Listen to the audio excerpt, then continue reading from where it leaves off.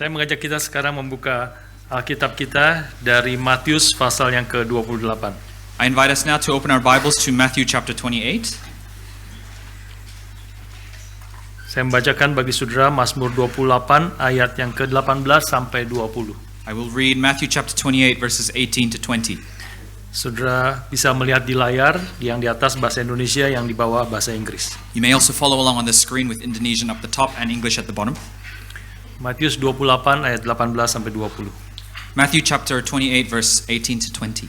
Yesus mendekati mereka dan berkata, "Kepadaku telah diberikan segala kuasa di sorga dan di bumi. Karena itu pergilah, jadikan semua bangsa muridku dan baptislah mereka dalam nama Bapa dan Anak dan Roh Kudus. Dan ajarlah mereka melakukan segala sesuatu yang telah kuperintahkan kepadamu. Dan ketahuilah, aku menyertai kamu senantiasa sampai kepada akhir zaman." And Jesus came and said to them, "All authority in heaven and on earth has been given to me. Go therefore and make disciples of all nations, baptizing them in the name of the Father and of the Son and of the Holy Spirit, teaching them to observe all that I have commanded you. And behold, I am with you always to the end of the age." Mari kita berdoa sekali lagi. Let us pray once again. Bapa di surga kami, hati kami dipenuhi dengan syukur karena anugerah, kebaikan, dan pertolongan Tuhan dalam hidup kami. Our Father in heaven, our hearts are filled with thankfulness for your love and your help and your leading us. Melihat 29 tahun ke belakang, kami melihat kesetiaan dan belas kasihan dan anugerah-Mu Looking back 29 years, we can see your grace and mercy and blessings yang tidak pernah meninggalkan kami umat-Mu, that has never left us, your people, yang terus menuntun kami di dalam naik turunnya kehidupan kami. that is always with us through the ups and downs of our lives. Kami saat ini mau merenungkan akan firman-Mu, At this moment, we would like to reflect on your word, mengerti akan kebaikan dan pertolongan Tuhan bagi gereja-Mu. to understand the goodness of the work of your hands for this church, Dan bukalah hati kami juga mengerti apa yang Tuhan inginkan bagi kehidupan kami, gereja-Mu di masa yang akan datang.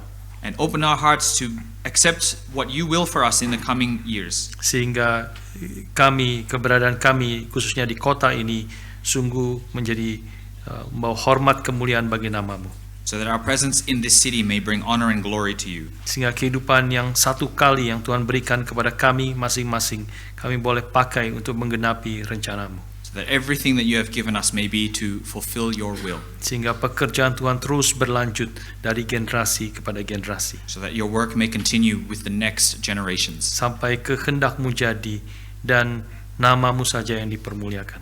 until your will is done and your name is glorified. Kami menyerahkan perenungan firman Tuhan pada pagi hari ini ke dalam tangan Tuhan.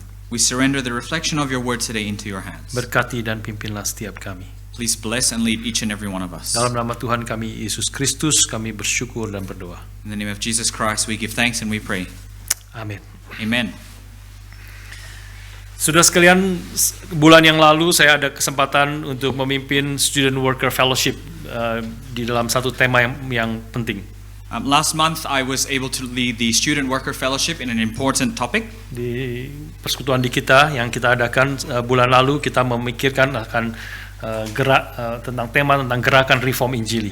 And I led the theme or the topic on the movement of the Reformed Evangelical Movement. Ya, dan itu selain menceritakan bagaimana sejarahnya dimulai, gerakan reform Injili yang dimulai oleh hambanya pendeta Stephen Tong, And how this movement began with God's servant Reverend Stephen Tong. dan juga ada satu sesi kemudian kita mengingat akan pelayanan atau pekerjaan Tuhan di Melbourne khususnya. And there was one session where we remembered these services of our Melbourne branch. Dan saya teringat cerita dari Pak Willy yang memulai akan kebaktian atau persekutuan di Gary Melbourne.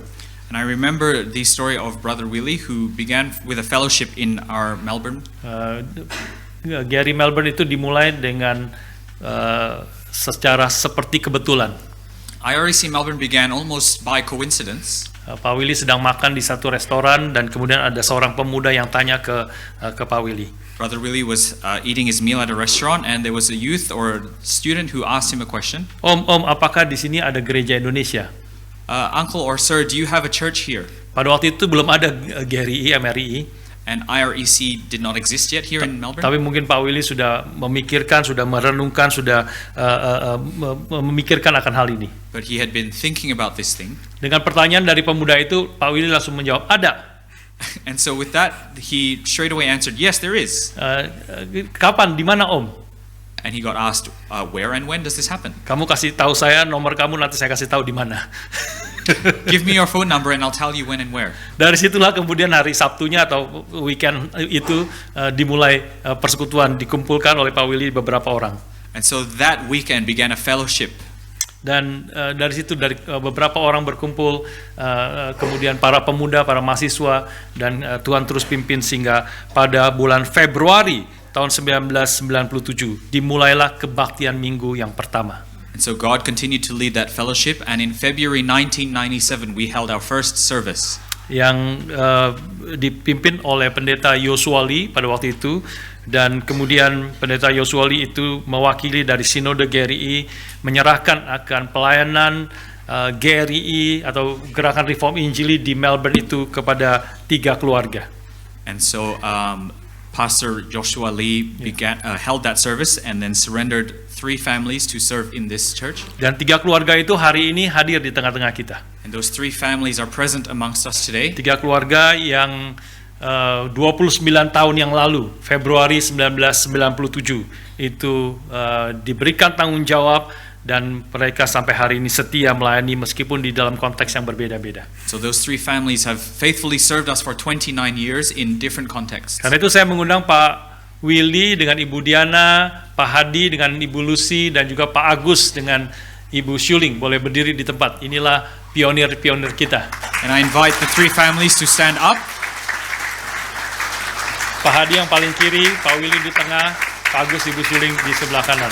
Kita bersyukur, terima kasih untuk pelayanan dari Bapak Ibu yang Tuhan telah gerakan, dan terus pekerjaan Tuhan boleh sampai pada hari ini. Thank you for your service that God has moved you to undertake until this day.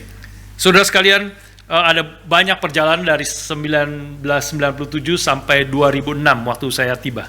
And so many things had occurred from 1997 to 2006 when I arrived. Saya bukan pendeta yang pertama, saya adalah pendeta yang ketiga. I was not the first pastor, but actually the third. Dan ada banyak cerita yang kita tidak bisa ceritakan terlalu panjang. And there's a lot of stories that I could tell you, but they are far too long. Tapi saya hanya mau highlight beberapa hal sejak saya melayani di tempat ini 20 tahun yang lalu. But I want to highlight a few things in my time serving here for 20 years. Waktu saya datang itu seperti saya pernah katakan beberapa kali, ada kira-kira 60 jemaat yang rutin berbakti di GRI atau MRI pada waktu itu. When I came, there were about 60 families who had attended our services. Ya, dan dari 60 orang itu, bukan 60 families, 60 people, sorry. Ya, dari 60 orang itu 50 adalah mahasiswa. And 50 of those 60 people that attended were uni students. Dan kita dari tahun 97 sampai 2006 itu, dan terus beberapa tahun ke depan kemudian, kita hanya kebaktian hari Minggu jam 5 sore. And from 1997 to 2006 and a couple of years afterwards, we held our service on Sundays only at 5 o'clock. Di tempat yang tadi yang sudah kita lihat di Lygon Street, dan kita satu tempat yang baik, tetapi waktunya sebenarnya tidak ideal buat kita.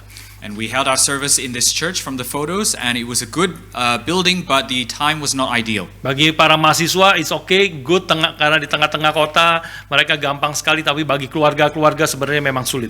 For the university students, it was nice and easy for them because this was in the middle of the city, but for our families, it may have been more difficult. Selama belasan tahun kita berbakti jam 5 sore, itu kalau winter itu sudah mau mulai kebaktian itu sudah gelap dan dingin sekali. So for many years we had our service at 5 o'clock, and when it was nearing winter time, it would get dark before our service started. Ya, awal-awal itu anak-anak yang datang, termasuk anak-anak saya datang, mereka setelah kalau pulang itu jam 7, setengah 8 pulang, pasti sudah tidur pules di mobil, dan kita harus angkat dari mobil itu ke rumah. And many of the children, including my own, would fall asleep on the way home after the service. Tapi Tuhan memimpin terus langkah demi langkah perjalanan pelayanan di GRI Melbourne. But God continued to lead us step by step through our journey in Melbourne. Semakin banyak para pemuda-pemudi yang datang dan juga keluarga-keluarga mulai berdatangan. There were a lot more youths and university students that came, and more families as well. Dan kami semakin merasakan sangat perlu kita ada kebaktian pagi. And we felt that we needed to have a morning service. Dan juga kita sangat perlu memiliki kelas-kelas sekolah minggu yang lebih banyak karena di sana hanya ada beberapa dan sangat kecil-kecil. And we needed a bigger classrooms for our growing Sunday school kids. Jadi mulai tahun 2010-2011 kita mulai berusaha mencari tempat-tempat di mana kita bisa menyewa tempat untuk kebaktian yang lebih pagi. And so in 2010 and 11 we looked for places where we could hold an earlier service. Nah ini saya jarang sekali ceritakan dan mungkin sudah bisa mengerti bagaimana Tuhan memimpin kita. And this story I don't often tell it, and perhaps you can understand where God has taken us. Selama 2 tahun itu kita pergi pindah-pindah ke 3 tempat. For those 2 years we went to different places. Sementara di Lygon Street itu tetap kebaktian sore, tetapi kita mau cari kebaktian yang lebih pagi, tetapi sangat sulit mendapatkan tempat untuk kebaktian secara rutin setiap hari Minggu. So we continued to have our 5 o'clock service at Lygon Street, but in the mornings we would have difficulty looking for a place to have a morning service. Kita pertama kali mendapatkan tempat di South Melbourne Uniting Church di Dorcas Street, itu kita sempat pakai di situ selama beberapa bulan. And our first place that we went to is South Melbourne Uniting Church, that we had a morning service for a couple of months. Ya, kebaktiannya sebenarnya jam 2 siang, hanya kita bisa dapat jam 2 siang karena pagi mereka yang pakai. And we actually only held the service at 2 o'clock in the afternoon because the morning was used for their own service. Dan kemudian kita setelah mungkin kira-kira setengah tahun di sana, kemudian kita harus pindah kita memakai Collingwood College di Collingwood, di seberang daripada Collingwood Town Hall. And after a few months, after half a year, we went to Collingwood College, which is just across Collingwood Town Hall. Dan itu salah satu pengalaman yang tidak enak.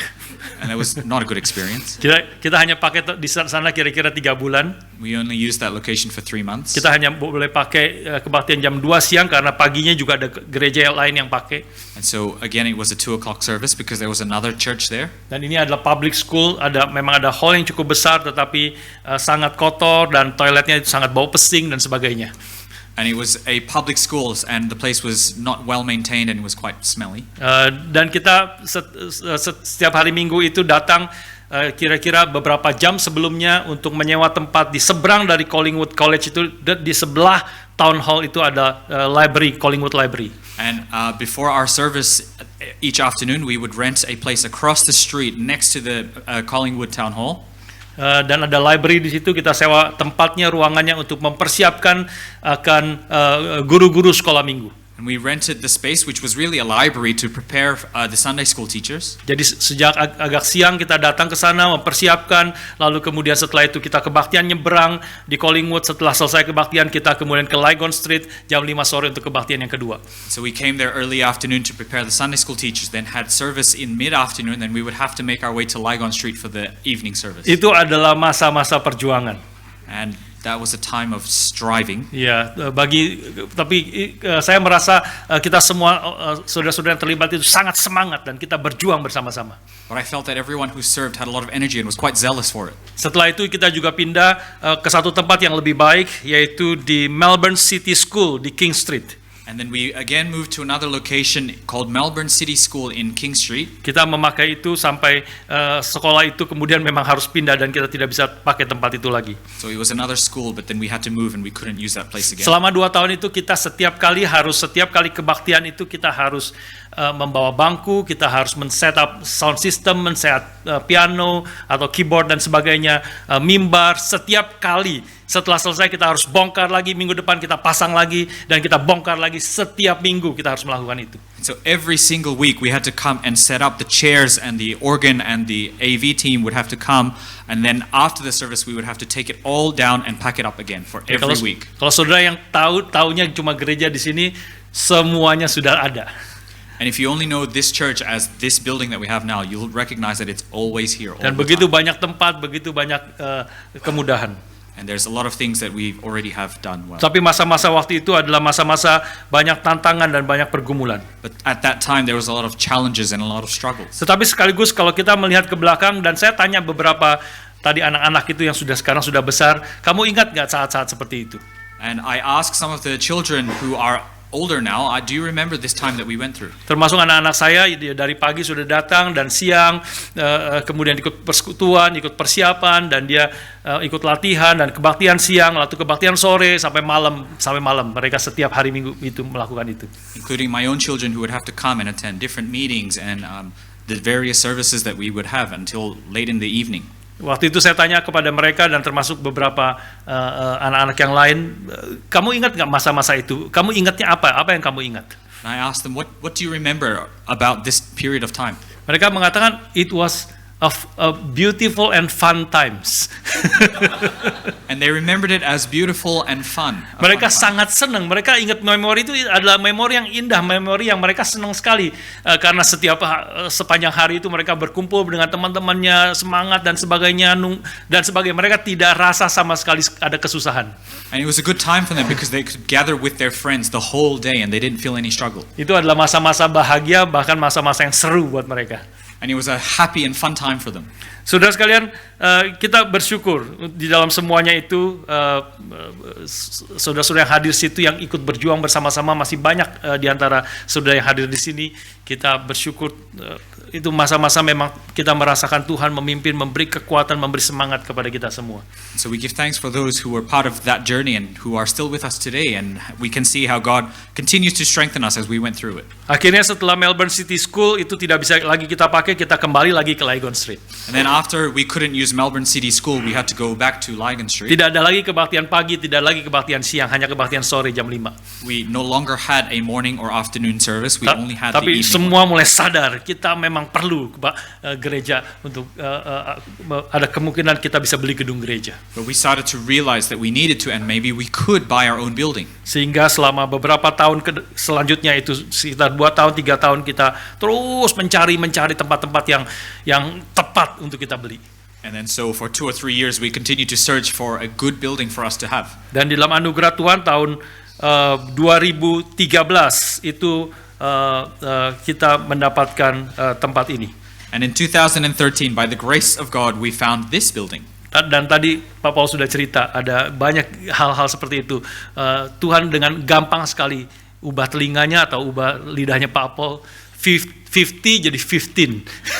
And so you heard this testimony before, how God perhaps changed the person's ears or Elder Paul's tongue to make 50 become 15. Sehingga mulai 2013 kita mulai merenovasi dan mengurus izin dari gedung ini. And so in 2013 we started to renovate and seek different permissions for this building. Dan bulan Mei 2015 kita mulai memakai tempat ini. And in May 2015 we began to use this room. Dan 9/11 2015 ya, 9/11 persis 11 September itu Pendeta Stephen Tong hadir di tengah-tengah kita dan menginaugurasi, meresmikan akan gedung ini. So on the 11th of September, on 9/11, Reverend Tong came and officially inaugurated this building. Dan itu Tuhan pimpin terus menjadi semakin berkembang akan jemaat Tuhan yang ada di tengah-tengah kita. And God continued to grow the congregation. Sehingga kita semakin merasakan tempat yang ada ini, tempat ini dan ruang atas separuh itu adalah tempatnya semakin sempit. Kita khususnya anak-anak sekolah minggu itu merasa sangat tidak muat lagi. And so this building and the left half of upstairs started to feel a little bit small and cramped because the Sunday school was growing. Ya, sehingga kita tahun 2020 kemudian kita beli sebelah next door. And then in 2020 we bought the building next door. Iya, kita beli tempat ini tadi Pak Paul katakan 1.115.000. And so we bought this building for $1,115,000. Ya, betul, tepat. Ya. Tetapi kita tahun 2020 beli tempat sebelah itu $2,4 juta. But next door in 2020 we bought it for $2.4 million. Ya, dalam 7 tahun harganya sudah lebih dari 2 kali lipat. And so in the 7 years in between it doubled in price. Kalau sudah naik ke atas, kalau sudah tidak sadar, kalau atas kayak lebih besar ya. Memang atas double dari yang di bawah. And so if you feel that upstairs is much bigger, it's actually double the size of downstairs. Karena sebelah yang di atas itu sudah kita gabung, tetapi sebelah next door di bawah ini kita pakai untuk English class. And so upstairs we actually merged the two buildings, but downstairs we hold that place for the English class. Dan kemudian kita nanti akan pakai untuk kebersamaan, nanti makan siang bersama-sama kita akan pakai ruangan sebelah. And then we will use next door to have fellowship and have lunch together. Dan secara singkat kemudian Tuhan pimpin terus bukakan visi kepada kita sehingga tahun 2024 kita kemudian memulai satu pelayanan yang baru, membeli satu tempat yang baru di Springvale. So God continued to guide our vision, and in 2024 we opened a new fellowship in Springvale. Dan tahun lalu 2025 Maret 2025 kita memulai kebaktian yang pertama. And March last year 2025 we had our first service there. Sehingga minggu depan kita akan merayakan first anniversary di Springvale. And next week we will commemorate the first anniversary of our Springvale branch. Jadi saudara, sebagian dari saudara boleh datang ke sana. And so some of you may wish to come. Karena kalau semuanya datang tidak muat, ruangannya kita hanya punya sekarang sedang pakai hall yang lebih kecil atau second hall. But if all of you came, it wouldn't fit because we are currently using the secondary hall. Sedangkan main hallnya sedang direnovasi dan kita harapkan pada bulan Mei yang akan datang itu boleh dilakukan peresmian atau inaugurasi. Because the main hall is currently being renovated and we hope to inaugurate it in May. Dan nanti pada saat itu semua boleh datang dan akan muat. And then everyone can come and it'll fit. Saudara sekalian, ini semua adalah anugerah dan pekerjaan Tuhan yang patut kita syukuri. And of course this is God's grace that we have to be thankful for. Tetapi seperti Pendeta Stephen Tong sering katakan, But much like what Reverend Stephen Tong says, bangunan-bangunan, gedung-gedung gereja yang Tuhan berikan kepada kita ini adalah anugerah Tuhan, tetapi anugerah Tuhan yang paling kecil. the buildings that are given to the church is by God's grace, but it is the smallest of God's grace. Karena itu pada renungan pada hari ini saya mengajak kita untuk merenungkan anugerah Tuhan yang terbesar kepada gerejanya. So this morning I would like us to reflect upon God's greatest grace given to His church. Anugerah Tuhan yang terbesar bagi gerejanya adalah dirinya sendiri. The biggest or the greatest grace He has given is Himself. Karena begitu besar kasih Allah akan dunia ini sehingga Dia mengaruniakan anaknya yang tunggal supaya barang siapa yang percaya kepadanya tidak binasa melainkan beroleh hidup yang kekal. For God so loved the world that He gave His only Son, that whoever believes in Him should not perish but have eternal life. Kita harus menyadari bahwa anugerah Allah yang terbesar bagi kita adalah Dia mengirimkan anak tunggalnya sendiri bagi kita. We have to realize God's greatest grace for us is that He gave His one and only Son. Supaya kita boleh diampuni dari dosa-dosa kita dan kita boleh memiliki hidup yang kekal. So that we can be forgiven of our sins and live eternally. Dan apakah hidup yang kekal itu? And what is that eternal life? Yohanes 17 ayat 3 mengatakan hidup yang kekal itu adalah supaya kita mengenal bahwa kita mengenal Engkau Allah, satu-satunya Allah yang benar, dan mengenal Yesus Kristus yang telah Engkau utus. And John 17:3 says, "This is eternal life, that they know you, the only true God, and Jesus Christ whom you have sent." Karena itu saudara sekalian, Kristus datang untuk menyelamatkan kita dari dosa-dosa kita. And Christ came down to save us from our sins Dan membentuk hidup kita semakin serupa dengan Dia. and to shape our lives to be more like Him. Ketika kita mengenal Dia, ketika kita akan diubahkan hidupnya dari hari ke hari menjadi semakin serupa dengan Kristus. When we know Him and live day to day being molded to be more like Christ. Inilah anugerah Tuhan yang terbesar dan rencana Tuhan yang terbesar bagi hidup kita, gereja Tuhan. This is God's greatest grace and His biggest will for us, His church. Waktu kita membaca tadi Matius 28 itu adalah yang disebut sebagai amanat agung atau Great Commission. What we read earlier in Matthew chapter 28 is what you would call the Great Commission. Inilah yang Tuhan inginkan bagi gerejanya. This is what God wills of His church. Supaya kita pergi ke tengah-tengah dunia ini dan menjadikan segala bangsa murid daripada Kristus. So that we go to all the nations and make disciples of them for Christ. Menjadi murid Kristus artinya menjadi pengikut Kristus. To be a disciple of Christ means to follow Christ. Menjadi pengikut Kristus artinya hidup kita diubahkan dan ditransformasi hari lepas hari menjadi semakin serupa dengan siapakah juru selamat kita yang telah menyelamatkan kita. And to be a follower of Christ means to live day to day being molded more and more to be like the image of our Savior. Karena itu hari ini saya mengajak kita dengan secara singkat merenungkan 4 hal yang menjadi panggilan Tuhan bagi kita sebagai gerejanya. So today I would like us to think or reflect upon quickly 4 points about God's calling to us. Ini adalah hal-hal yang to some degree kita sudah melakukan, tetapi saya menyadari masih begitu banyak hal yang harus kita kerjakan memasuki tahun-tahun yang akan datang. These are things that to some degree we are already doing, but we still have a ways to go. Inilah Tuhan inginkan, Tuhan gedung yang baik, pelayanan yang semakin banyak, itu adalah kebaikan dan anugerah Tuhan. And to have this building and to have more and more people serving is a good thing from God. Tetapi terutama Tuhan menginginkan akan gerejanya untuk menjadi saksinya di tengah-tengah dunia ini dan menjadikan segala bangsa murid Kristus, merefleksikan akan karakter, keindahan dan kemuliaan Kristus. But what God desires is for the followers or disciples of Christ to mimic His goodness to the whole world. Karena itu hal yang pertama yang saya ajak kita renungkan bersama-sama tentang kehendak Tuhan bagi gerejanya adalah, And so the first thing I would like us to reflect upon for God's will on the church is Tuhan menginginkan kita menjadi gereja yang memberitakan Injil. God wants us to be a church that spreads the gospel. Panggilan Matius 28 tadi adalah supaya kita menjadikan segala bangsa murid Kristus, to make all nation my disciples.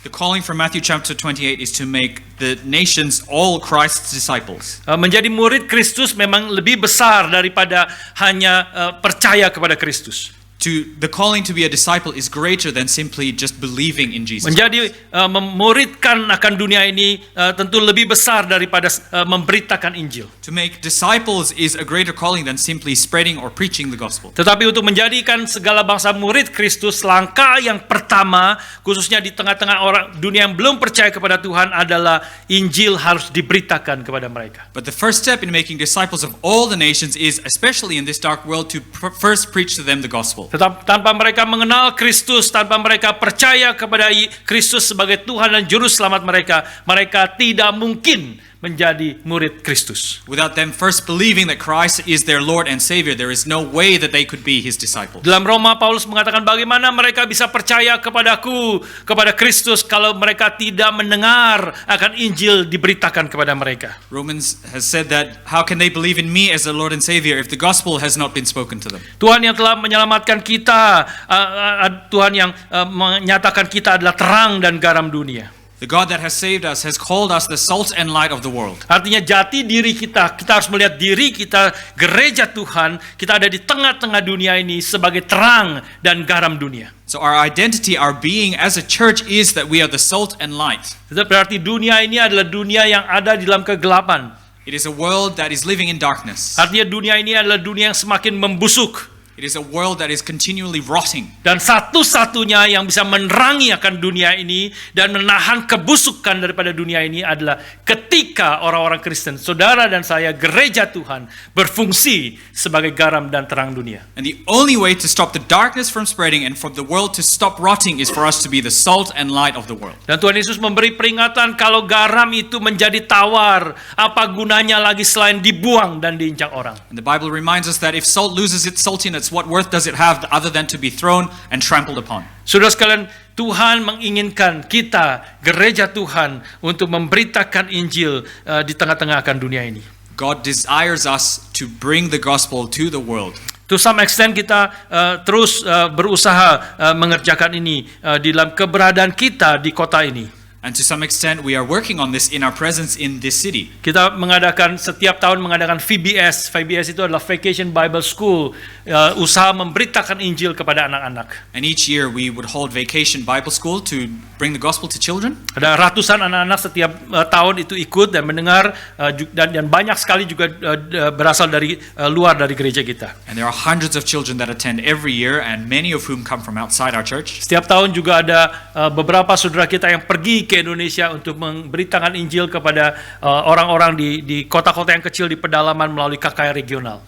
Each year we also have some of our brothers and sisters to go evangelize and spread the gospel in the depths, in deep countries in Indonesia. Belakangan juga kita mengadakan English class di sebelah, itu menjadi salah satu usaha kita membagikan Injil kepada orang-orang sekeliling kita. And lately we have begun our English classes where we can spread the gospel to those people there. Dan setiap semester seperti tadi sudah diumumkan juga, kita mengadakan welcoming days yang ingin menjangkau para mahasiswa-mahasiswi yang datang dari overseas ataupun para high school student yang lulus dan masuk ke universitas. And every semester we will hold a welcoming days to reach out to university students or fresh high school graduates as well. Tapi saya mengajak kita boleh sungguh-sungguh memikirkan keunikan kita sebagai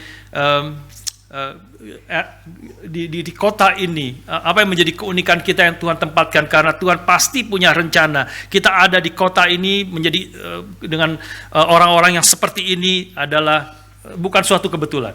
And I ask us to reflect upon our uniqueness in our position in this church, and we know that it is not a coincidence, but God has placed us here for a reason. Pendeta Stephen Tong seringkali mengatakan gereja yang tidak memberitakan Injil adalah gereja yang sedang membunuh dirinya. Reverend Stephen Tong often says that a church that does not spread the gospel is a church that kills itself.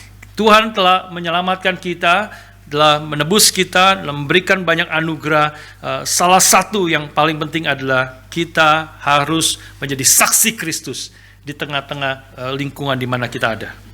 God has saved and redeemed us, and one of the purposes does that is for us to be a witness for those around us. Saya memikirkan tentang keunikan gereja kita di tengah-tengah kota Melbourne ini. I thought about our uniqueness in our church here. Selain ada banyak hal yang kita kerjakan tadi, anak-anak, keluarga dan sebagainya, saya rasa salah satu keunikan kita adalah kita boleh menjangkau overseas student yang datang ke kota ini. One of the ways that we are unique is that we can outreach to the university students who have come from overseas. Itu dari pertama, dari Lygon Street, memang di tengah-tengah kota, dan kita waktu memikirkan untuk membeli tempat, kita juga memikirkan membeli tempat harus di tengah-tengah kota.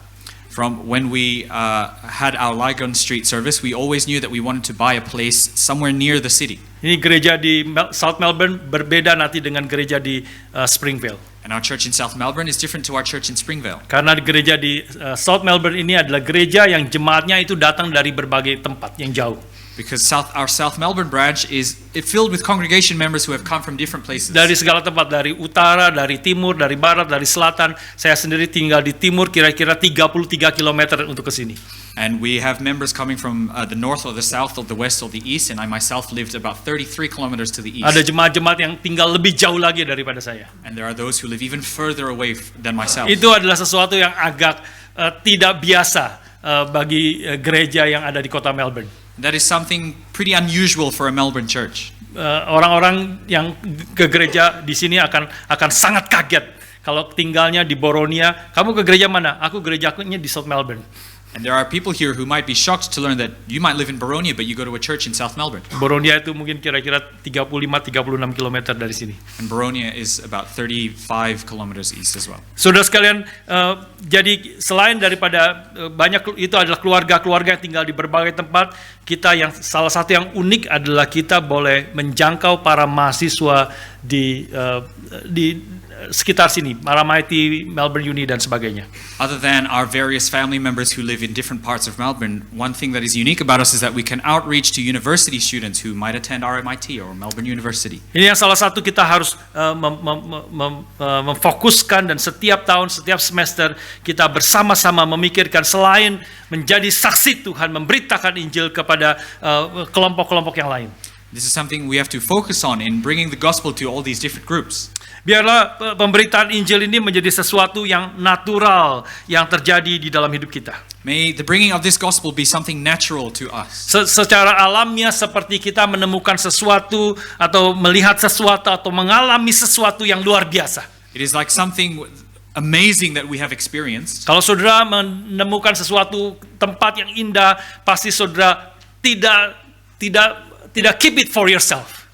For example, if you found a really amazing or beautiful place, you are not going to keep it to yourself. Tetapi ketika engkau mendapatkan satu restoran yang baik, yang enak, yang murah, maka you will not keep it for yourself. Or if you found a really nice, delicious, and cheap restaurant, you're not going to hold it to yourself. Ketika engkau menonton satu film yang sangat menggerakkan hatimu, sesuatu yang sangat bagus, maka you will not keep it to yourself. Or if you've watched an amazing film, you're not going to gatekeep and keep it to yourself. Secara natural ketika engkau mengalami sesuatu yang indah, sesuatu yang bagus, sesuatu yang luar biasa menggerakkan hatimu, engkau ingin bagikan itu kepada orang-orang yang kamu kenal. Naturally, when something moves you or is beautiful, you're going to tell people around you. Dan keselamatan di dalam Kristus adalah jauh lebih indah dari semua hal yang kita boleh alami di tengah-tengah dunia ini. And salvation in Christ is far more beautiful than anything you can experience on earth. Dan Tuhan ingin saudara dan saya, gereja Tuhan, GRI Melbourne, menjadi gereja yang memberitakan akan Injil Yesus Kristus, memberitakan akan kemuliaan Kristus, memberitakan akan kasih dan anugerah dan keselamatan yang hanya ada di dalam diri Yesus Kristus. And God wants this church, IREC Melbourne, to spread the gospel of Jesus Christ, to tell of His salvation to those around us. Biarlah di dalam hidup kita, konteks kita yang berbeda-beda, tapi mungkin secara khusus sebagai satu gereja di IREC Melbourne, kita mendoakan, kita berusaha, kita memikirkan bagaimana keberadaan kita di kota ini sungguh-sungguh boleh menjadi berkat bagi orang-orang di sekeliling kita. And in this context, may we reflect upon how we can be a blessing in the area around us. Karena Tuhan menginginkan kita menjadi gereja yang memberitakan akan Injilnya. Because God wants us to be a church that spreads or tells the gospel. Hal yang kedua, saudara sekalian, Tuhan inginkan kita, gerejanya, itu menyembah Dia di dalam roh dan kebenaran. The second thing today is that God wants His church to worship in spirit and in truth. Ada sebuah kutipan yang mengatakan seperti ini. And there is a quote that says, Authentic worship always produce the experienced presence of God, and people's lives are changed in His presence. Ibadah yang sejati, yang otentik, itu selalu menghasilkan pengalaman kehadiran Tuhan di tengah-tengah kita, dan hidup manusia itu diubahkan di hadapan Tuhan. Authentic worship is experiencing God's presence among us, and our lives are changed for it. Saudara sekalian, hal yang kedua, Tuhan menginginkan bagi kita, saudara dan saya, menjadi gereja yang sungguh-sungguh menyembah Dia di dalam roh dan kebenaran. The second thing God wants for His church is for us to worship in spirit and in truth before Him. Saya sangat sedih kalau ada orang-orang di dalam ibadah minggu datang dengan tubuhnya ada di sini tapi pikirannya tidak ada di sini. I'm very sad when people come to our church services and they might be physically here but their mind is elsewhere. Tidak tahu alasannya datang dengan berbagai alasan, tetapi ada di sini tetapi tidak engage di dalam seluruh ibadah yang kita lakukan. I don't know why they come here, but you can tell that they are not engaged in our service. Waktu nyanyi tidak nyanyi, waktu mendengar firman Tuhan buka HP dan mulai browsing. When it is time to sing, they are not singing, and when it is time to listen, they are on their phones scrolling. Memang saya akui bahwa kadang-kadang lagu yang kita nyanyikan itu tidak familiar kepada semua saudara. I acknowledge that some of our songs might be unfamiliar to you. Dan tim ibadah itu berusaha sebaik-baiknya dan terus mengimprove akan ibadah kita. And the worship team is continually trying to improve on that front. Tetapi saudara sekalian, masalah utama di dalam ibadah kita bukanlah lagunya, bukanlah musiknya, tapi masalah utama adalah hati kita di hadapan Tuhan. But the core problem is not about the music or about the worship, but our own heart. Kalau saudara bayangkan kalau saudara dipanggil oleh orang yang paling saudara kagumi. Imagine if someone who you are in deep admiration of calls for you. Saudara bayangkan siapa yang saudara kagumi, bayangkan siapa yang saudara ingin ketemu. Think about someone who you might admire. Bisa presiden, bisa raja, bisa Taylor Swift atau apapun. Could be the president or the king or Taylor Swift. Ya, atau Pak Tong, saudara mau ketemu Pak Tong. Or you might want to meet Reverend Tong. Ya, saudara bayangkan saudara kemudian diundang oleh orang yang saudara kagumi itu untuk datang ke tempatnya. And you are invited by that person to come to their house. Dan dia mau berbicara kepada kamu. And they want to talk to you. Saudara tidak mungkin browsing di depan dia. There is no way you would be caught browsing in front of him. Saudara tidak mungkin pikirkan hal-hal yang lain di hadapannya. You would not be thinking about anything else other than that person. Saudara datang dengan sungguh-sungguh mempersiapkan diri dan mempersiapkan pikiran hati memberikan yang terbaik, untuk memberikan seluruh perhatian kita kepada orang yang kita kagumi. And you would come and you would prepare yourself mentally and give your full attention to the person that you admire. Saya sangat rindu ibadah kita setiap minggu adalah ibadah yang di mana kita semua digerakkan oleh Tuhan. I long for our services to be one where God moves each of our hearts. Kita sungguh-sungguh merasakan Tuhan hadir di tengah-tengah kita. We feel that God is present amongst us. Kita sungguh-sungguh menyadari Allah pencipta langit dan bumi itu sedang berbicara kepada kita. And we experience God, the creator of heaven and earth, speaking to us. Salah satu ibadah yang sangat indah, hampir boleh dikatakan setiap tahun, itu adalah ibadah yang sangat indah, adalah ibadah Jumat Agung. One of the most beautiful services that we have each year is the Good Friday service. Setiap Good Friday, ibadah Jumat Agung, nanti tidak lama lagi kita akan merayakan juga. Kita selalu, saya merasakan ada kehadiran Tuhan nyata. Setiap hati, hampir seluruh jemaat itu fokus dengan sungguh-sungguh, dan setiap firman Tuhan yang diberitakan itu diterima dengan sepenuh hati, sepenuh jiwa. And each Good Friday service, I really feel that God is present and that God is speaking to each and every one of our members, and it is very beautiful. Saya berharap setiap kebaktian minggu kita seperti itu. And I would hope that every week our services are like Dan salah satu kuncinya adalah karena hampir seluruh jemaat pada hari Jumat Agung itu dari pagi sampai sore kebaktian jam 4 itu mereka berpuasa. Kita semua berpuasa. And I believe one of the keys is that each and every one of the congregation members that day most probably has been fasting the whole day. Artinya kalau kita berpuasa, kita sungguh-sungguh siap dan mengisi hari itu, jam-jam itu dengan merenungkan firman, dan kita hatinya siap untuk datang beribadah kepada Tuhan. And to fast means that we are preparing ourselves for the whole day, ready to listen to God's word. Setiap kali datang ada a sense of anticipation. And when we come, there is a sense of anticipation. Kita expect, kita harapkan, kita menantikan akan Tuhan itu hadir di tengah-tengah umatnya ketika kita beribadah kepada Tuhan. We expect and we hope that God would be present here when we have that service. Kita menanti-nantikan Allah itu berbicara kepada kita. We await God speaking to us. Dan kita mempersiapkan diri, saya mau datang bertemu dengan Allah, pencipta langit dan bumi. And we prepare ourselves saying, I want to meet God, the creator of heaven and earth. Yang jauh lebih mulia dan mengagumkan dari siapapun, lebih powerful dari siapapun yang kita kagumi di dalam dunia ini. Who is far more glorious and admirable than anyone who we might admire on this earth. Dan dia adalah Allah yang telah mengasihi kita dengan memberikan anaknya yang tunggal mati menebus dosa kita. And he is the God who has loved us and sent his son for us. Dia bukan hanya Tuhan yang besar dan agung, yang transcendent di sana. He is not just a great transcendent God, Tetapi dia juga yang hadir immanence di tengah-tengah kita. but he is also present and immanent in our lives. Saudara sekalian, saya rindu di dalam tahun-tahun yang akan datang, setiap hari Minggu ini adalah hari yang Tuhan sediakan bagi kita, hari perhentian untuk kita juga boleh beribadah dengan sukacita di hadapan Tuhan. And I long for each Sunday to be a time where God is present and we are also joyous to have this service. Maukah kita semua saudara-saudara, baik dari tim ibadah, baik dari hamba Tuhan yang memberitakan firman, dan dari setiap kita yang boleh datang beribadah, kita datang dengan hati yang sungguh-sungguh memuji dan memuliakan Tuhan, menyembah Dia di dalam roh dan kebenaran. Whether it be the worship team or the pastor that day, may we come and sing and praise in spirit and in truth. Ketika setiap minggu kita boleh mengalami, kita menyadari Tuhan hadir, Tuhan berfirman, Tuhan hidup kita diubahkan hari demi hari.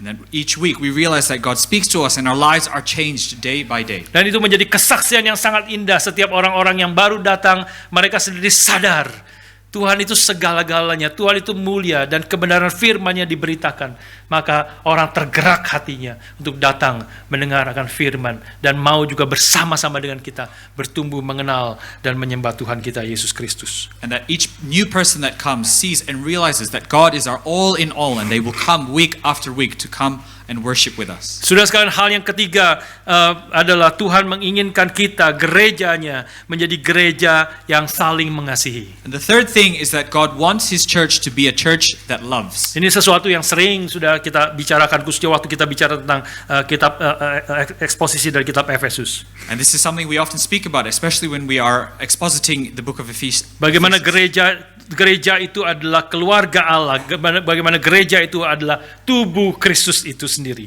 and how the church of God is Christ's body itself. Bagaimana kita boleh dipanggil untuk mengasihi orang lain seperti Kristus telah mengasihi kita. How we are called to love one another as Christ loved us. Sekali lagi, to some extent ada hal-hal yang indah yang terjadi di tengah-tengah kita. Again, to some extent, there are some beautiful things that happen amongst us. Ada persekutuan-persekutuan yang terjadi.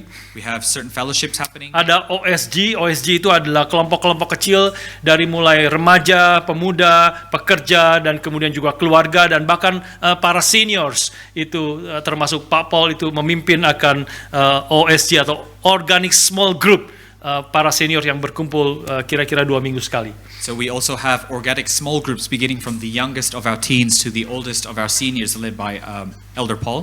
Dan di situ ada satu keindahan, kita boleh share hidup kita. Kalau jumlah terlalu besar itu agak sulit, tapi begitu kelompok-kelompok yang lebih kecil, kita merasa sangat dekat, saling mendoakan, saling menguatkan, saling membangun satu dengan yang lain di dalam kasih Tuhan. That is where we can share our lives in a smaller context to see God's blessing on us. Kita bersyukur juga ada percakapan pribadi satu dengan yang lain yang boleh membangun, yang boleh menguatkan, yang saling mendoakan satu dengan yang lain. And we give thanks for different relationships and conversations that are edifying and where we pray for one another. Tapi dalam renungan hari ini saya mendorong kita semua untuk membangun relasi, karena secara dengan orang lain, dengan jemaat Tuhan yang hadir secara intentional. But I today push you to make relationships with people who you may not know. Karena membangun relasi satu dengan yang lain yang intim, yang dekat adalah salah satu syarat yang sangat penting untuk kita boleh bertumbuh menjadi semakin serupa dengan Kristus. And to begin an intimate relationship with one another is a condition for us to be able to grow as His body. Seorang penulis mengatakan seperti ini. A writer once said, "The church was designed by Christ as a collection of people participating in one another lives." Gereja didesain oleh Kristus menjadi satu kumpulan orang yang saling masuk satu dengan yang lain di dalam hidup mereka. The church was designed by Christ as a collection of people participating in one another's life. Gereja adalah keluarga Allah, bukan tempat kos. The church of God is not just a place of accommodation. Tempat kos itu saudara datang, saudara tidur, saudara mandi, saudara pergi lagi kerja, dan kemudian datang tidur lagi, makan lagi, pergi kerja lagi, dan saudara bayar untuk tempat kos itu. A place of accommodation or boarding is a place where you will come and sleep, and then you wake up in the morning and work, and then you pay for that place, and then you sleep there, and then you wake up and work again. Kita kehilangan banyak hal kalau kita hanya datang di dalam ibadah minggu dan tidak menjadi bagian daripada keluarga Allah, tubuh Kristus di tempat ini. We will lose so much if we come to this church service but are not part of God's family. Tim Keller mengatakan seperti ini. Tim Keller once said, "There is no way you will be able to grow spiritually apart from a deep involvement in a community of other believers. You cannot live the Christian life without a band of Christian friends, without a family of believers in which you find a place." Engkau tidak bisa bertumbuh secara kerohanian di luar daripada persekutuan yang dekat satu dengan yang lain sebagai saudara seiman. you cannot grow spiritually without an intimate community of believers around you. Saudara sekalian, Tuhan menginginkan kita mengasihi dan masuk ke dalam kehidupan satu dengan yang lain. God wants us to be in a relationship with and to enter into each other's lives. Bagi saudara-saudara yang baru datang, saudara jangan takut bahwa kita masuk urusan kepo, ngikutin urusan, coba ikut campur urusan saudara. If you are new here today, please do not be scared that we are going to be nosy and try and dictate what to do in your life. Kita akan pelan-pelan mengenal secara alami, dengan kasih kita boleh mengenal saudara. But slowly and naturally, with love, we will try and get to know you. Tetapi kita memang ingin masuk ke dalam kehidupan saudara. But we do desire to be part of your life. Dan kita gereja sebagai umat Tuhan membuka hati kita, hidup kita untuk juga orang-orang masuk ke dalam kehidupan kita. And as a church, we open our own hearts for you to come into our lives. Karena ini adalah salah satu yang sangat penting untuk kehidupan kita sebagai anak-anak Tuhan. Because this is something important as a child of God. Bagi kita yang sudah lama, biarlah kasih kita juga itu mengalir kepada orang-orang yang baru. For those of us who have been here a long time, may our love flow to those who are new. Saudara, gereja Tuhan ingin kita sebagai gereja Tuhan itu masuk ke dalam kehidupan satu dengan yang lain. Bukan untuk ikut campur, tetapi untuk mengasihi, untuk support, untuk membangun satu dengan yang lain di dalam Tuhan.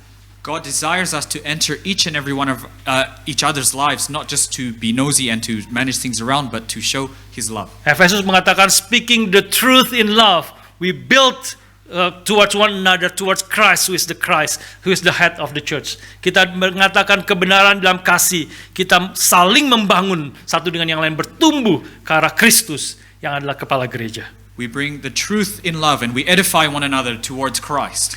Biarlah juga ada terjadi di antara kita, saudara yang datang setiap minggu. Saya percaya tidak semua di antara saudara mengenal satu dengan yang lain. And for those of us who come weekly, I believe you don't know everyone. Saya mengundang saudara sekalian, mendorong saudara sekalian untuk mencoba mengenal lebih banyak dari orang-orang yang setiap minggu datang berbakti bersama-sama. I invite us to get to know one another who come and have service together every week. Ya, waktu bersalam-salaman kita setiap kali bersalaman, kita setiap kali ada orang yang baru kita mau mengenal satu dengan yang lain. And each time when we greet one another in the mornings, I would like you to greet someone you don't recognize. Dan kita boleh mulai terus membangun satu dengan yang lain, saling mengenal sehingga kita menjadi gereja yang saling mengasihi dan membangun satu relasi yang dekat satu dengan yang lain. We can grow and get to know one another and to raise a relationship built out of love. Bagi saudara yang sudah rutin datang ke gereja ini tetapi saudara merasa tidak ada orang yang dekat dengan saudara, biarlah membuka hati dan dari pengurus, dari care team akan mendekati sehingga kita boleh saling membangun menjadi satu keluarga Allah,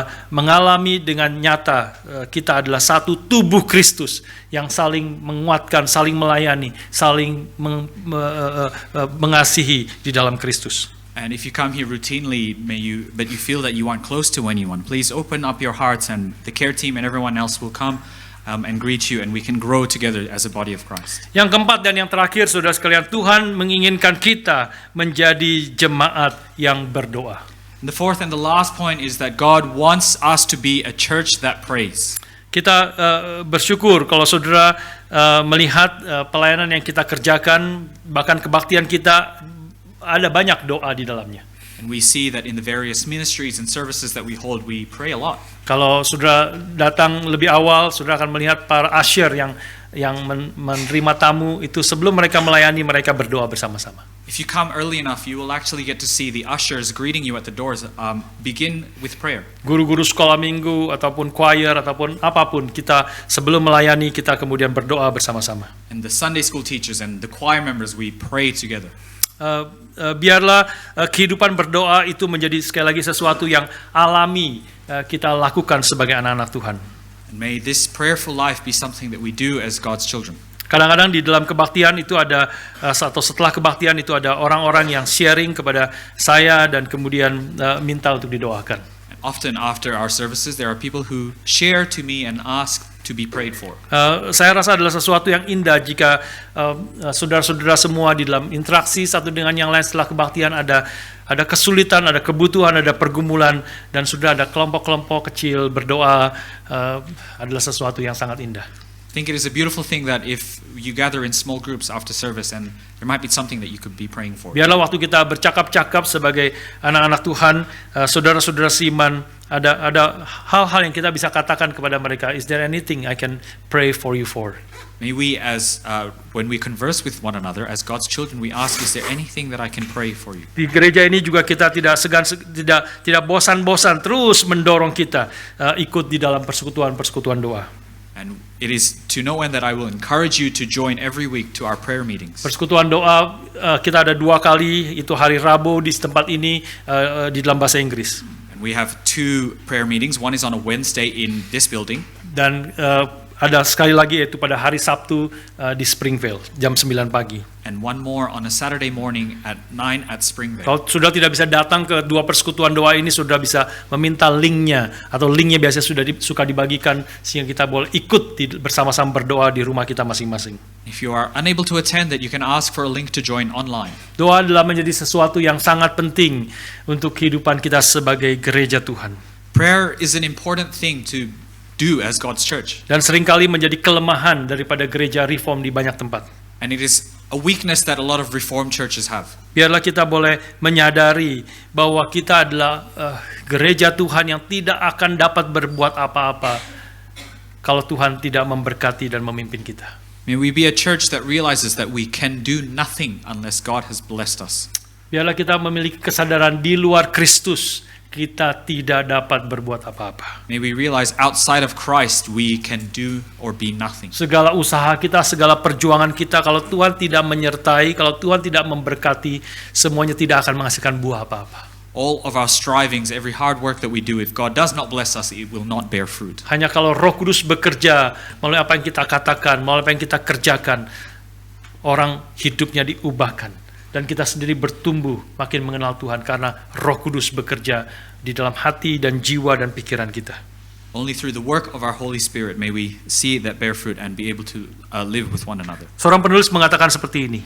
A writer once wrote, Ketika doa merupakan ekspresi iman bahwa Allah itu bisa menyentuh dan mengubah hidup seseorang, when prayer becomes an expression of faith that God can touch each of our lives, maka doa menjadi sesuatu yang tubuh kita itu ingin lakukan. then prayer becomes something our own body desires to do. Sekali lagi, ketika kita sadar doa itu ada bahwa Allah itu adalah Allah yang mampu mengubah, menyentuh hidup seseorang. When we realize that through prayer God is someone who can change someone's life, Dan ketika kita mendengar ada kesulitan pergumulan daripada saudara kita, and we hear about a difficulty in our brothers and sisters' lives, maka doa itu menjadi sesuatu yang tubuh kita itu ingin lakukan. then prayer is something that our body desires to do. Karena kita sadar tanpa pekerjaan Tuhan tidak akan ada yang bisa kita lakukan. Because we realize without God's work we can do nothing. Beberapa waktu seminggu 2 minggu terakhir ini ada seorang hamba Tuhan yang saya tidak usah sebut menceritakan sharing kepada saya tentang pergumulan yang berat yang dia sedang hadapi. A couple of weeks ago, another servant of God, another pastor, shared with me, Dan ngobrol panjang lebar tentang pergumulannya. and we spoke at length about his struggles. Dan kemudian di dalam cerita itu, dalam sharing itu, saya secara natural menyadari kita berdoa yuk Pak. Mari kita berdoa. And through him sharing, I realized just naturally that we should pray. Let's pray. Menyadari secara natural tidak ada yang bisa kita lakukan kecuali Tuhan bekerja, Tuhan memimpin, Tuhan mengubah, Tuhan memberi pertolongan di dalam hidup kita. To realize naturally that we can do nothing without God aiding us and giving us help. Biarlah hati yang bersandar kepada Tuhan di dalam seluruh hidup kita menjadi sesuatu yang natural kita, menjadi culture daripada gereja kita. To realize that we need God to be part of our culture.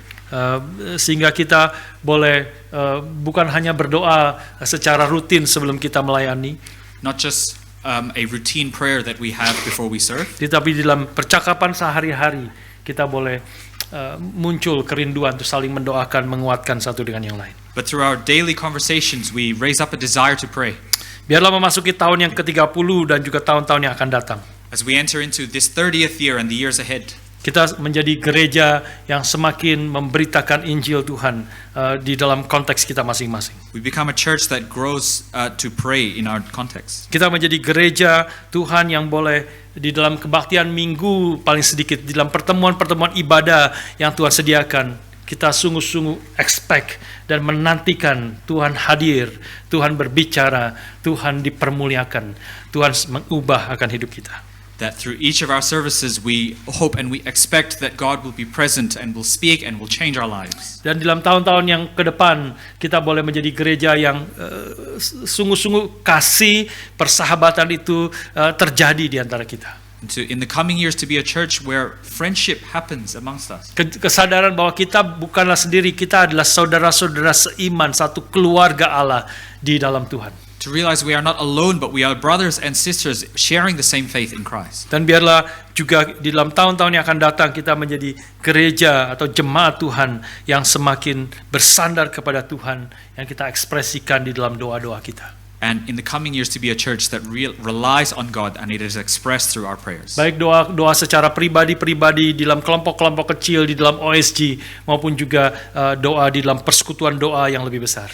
whether it be through prayer as a individually or through OSGs or even our prayer meetings. Biarlah di dalam tahun-tahun yang akan datang Kristus semakin dipermuliakan. And in the coming years, may God be glorified, Semakin banyak orang boleh mengenal Kristus. that more and more will know Christ, Semakin banyak orang boleh bertumbuh hidupnya menjadi dewasa dan menjadi semakin serupa dengan Kristus. that more and more people will mature and be more like Christ, Sehingga nama Tuhan dipermuliakan. that God's name be glorified, Dan kita sebagai umatnya mengalami kelimpahan hidup di dalam Tuhan. that we experience God's abundant grace in our lives, Kita mengalami kesukacitaan yang berlimpah-limpah di dalam Tuhan. to experience His abundant grace in our lives. Dan kita hadir di kota ini. Sungguh-sungguh kehadiran kita menjadi berkat bagi orang-orang sekeliling kita. And that we are present in the city, and may our presence be a blessing to others. Kiranya Tuhan memberkati dan memimpin kita semua. May God bless and lead each and every one of us. Mari kita berdoa. Let us pray.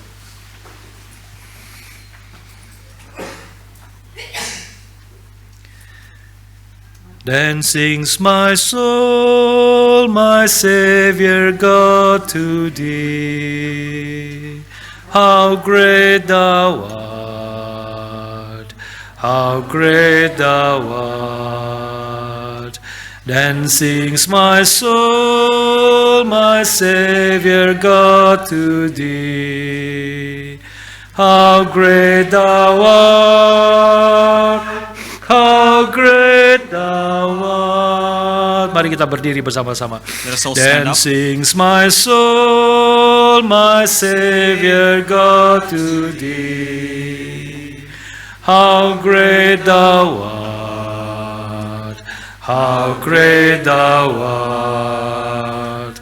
Then sings my soul, my Savior God, to thee.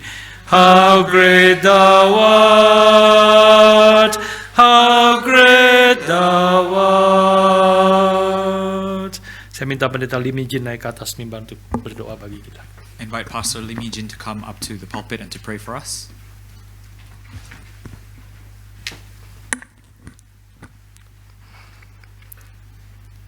Our Father in heaven, Bapa kami yang di surga, we look back to the past 29 years full of thanksgiving. kami melihat ke belakang 29 tahun dengan hati yang penuh ucapan syukur. We look forward to the anticipation that you would do much more than we can ever imagine. Kami menantikan, mengharapkan, melihat ke depan untuk pekerjaan Tuhan yang lebih lagi dikerjakan. We're just weak men and women in the hands of a powerful and gracious God. Kami adalah manusia-manusia yang lemah yang ada di tangan Allah yang berkuasa. We have no secret strategies to grow your church. Kami tidak memiliki strategi yang bersifat rahasia untuk memperkembangkan gerejamu. We don't have pastors that can preach in such a way that will wow a lot of people. Kami tidak memiliki pendeta-pendeta yang bisa berkhotbah dengan yang mengkagumkan banyak orang. We also don't have a lot of money that we can spend to build big buildings and to that can impress people. Kami juga tidak memiliki banyak uang yang bisa membangun gedung-gedung yang besar yang boleh impress banyak orang. In fact, we also struggle with designing our ministries and running these ministries with our limited strength. Kami sesungguhnya bergumul di dalam melakukan banyak pelayanan di dalam segala keterbatasan kami. But when we look back to the past 29 years, Tapi kami melihat ke belakang 29 tahun yang lalu. we come to realize that it is you who cause us to grow. Kami menyadari hanya Engkaulah yang membuat kami bertumbuh. You are the one whose strength has become enough for our needs. Hanya kekuatan darimu yang adalah cukup bagi kami semua. We ask, Lord, that you guide us one more year ahead like this. Kami terus berdoa biarlah Engkau terus memimpin kami di dalam tahun yang akan datang. May Arak Melbourne be a church that can sing, "By grace alone we stand." Sehingga kami menjadi gereja yang boleh menaikkan hanya karena anugerah-Mu kami bisa berdiri hari ini. We pray in all humility, Kami berdoa di dalam seluruh kerendahan hati. in the name of your Son, Jesus Christ. Di dalam nama anak-Mu yang tunggal, Yesus Kristus. Amen. Amin.